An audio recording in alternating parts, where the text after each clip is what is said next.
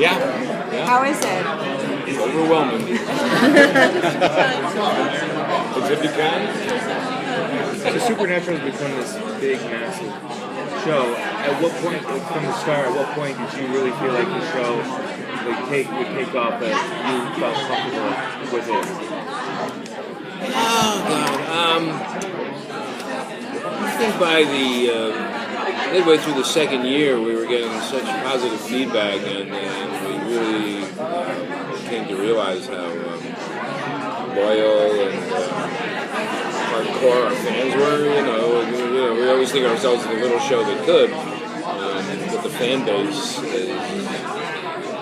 I think we have the most amazing fan base in television. A show that gets whatever we get, and then you have a TV guide contest, and we get the coverage because the fans just made it happen. And I think that probably we really started to realize that probably season 2.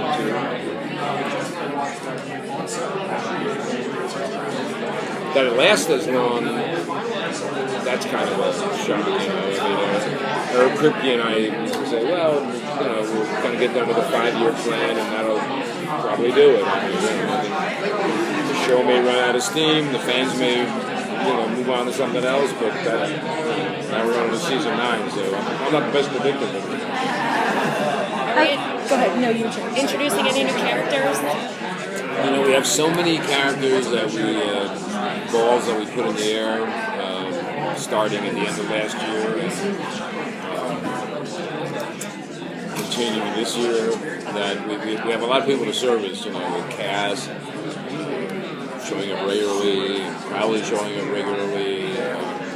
I'm sure we will, but right off the bat, we're just really worried about, not worried, but concerned with servicing those people, the stories we've started, and we need to continue.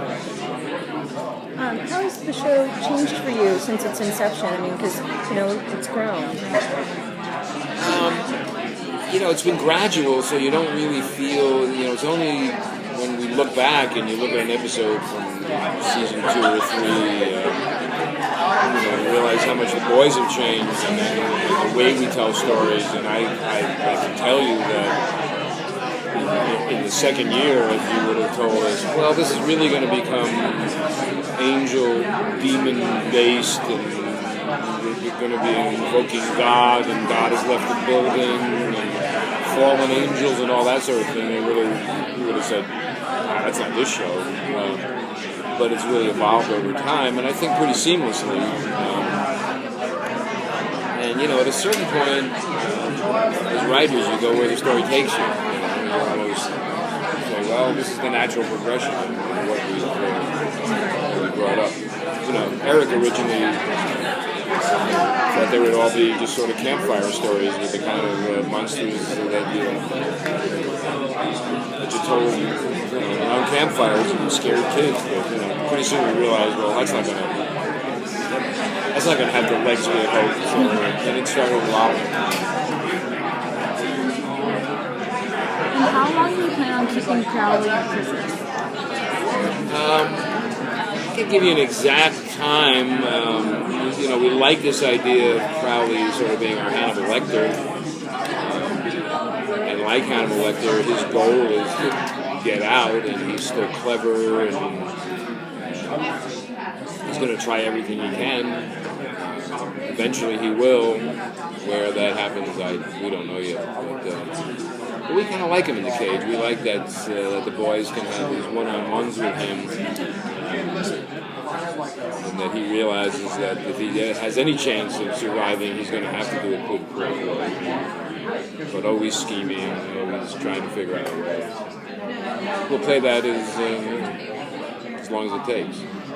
There's a question I addressed the associate earlier. I don't think he was really a little bit cagey about it. Perhaps. Then I'd probably be as well. Perhaps he will be. But is there any intent on bringing possibly Lucifer back, the real king of hell? Or? It's funny. I ran into Mark Pellegrino yesterday, and I guess he's on the Tomorrow People. Yeah. So I don't know. Mark loves the show, and he said, "God, I really miss you guys." We love Mark. somewhere as we really wend our way to the end, that would be a great thing to happen. But we don't know when that's going to be. But he was a great character and a terrific actor and a terrific guy. So I'd like to see that happen. So when the show started, John Lee Sexton played a big role, but then the series kind of evolved out of that. And I know fans keep wanting, Jeff Morgan to come back. Is it still a possibility? Is that possible for you at this point? Well, Jeff I flew all this way.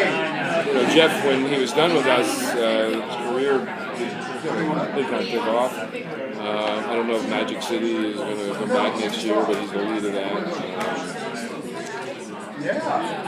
Jeff is sort of way back there in the past. I mean, we talk about, that would be great if we could bring Dad back, but it's a hard thing to pull off given Jeff's schedule and what he's been up to. That's a ball we always keep afloat. You still feel like it would make sense story-wise that you can bring him back without... Nobody dies on this show, We bring everybody back. So, yeah, we would find a way. Yeah, but without telling tales out of school, Jeff saying I'm willing to come back and how much Jeff would want to come back, it could be two different stories. Do you find it hard to keep it fresh after 10 years and to come up with different storylines, obviously? If I couldn't, if I didn't get enthusiastic about what we're doing, I wouldn't be doing the show anymore. There was a certain point, I would say, somewhere in the middle of year 7, where I thought maybe this is it for me. Sarah went on, and we got Jeremy back. Jeremy and I have a really great working relationship, and I said, well, with Jeremy and Brad Buckner and Eugenia Rice Leming coming on, I kind of got enthused again. I thought last year was great. Total great fun to do, and I think what we're doing this year is exciting. So as long as it gets my juices flowing, why not? You can give 3 words to tease us for this season. What would they be? 3 words.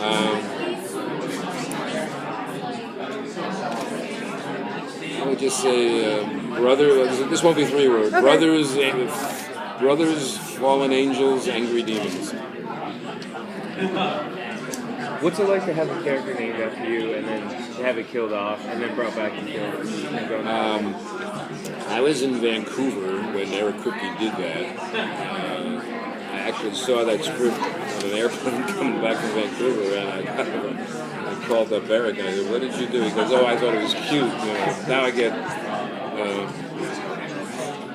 emails from old friends in New York going, "My God, how Hollywood have you gone naming a character after yourself?" I'm like, "I didn't do it. It wasn't me." But people introduce me and they go, "This is a real Bobby Singer." It's fun, And if somebody was going to play me, I'm glad it was Jim. And what are you excited for fans to see? What are you excited for fans to see? Something you can spill? Spoiler? I think our first 3 episodes this year, which are basically a 3-parter that's really going to set up the run for the season.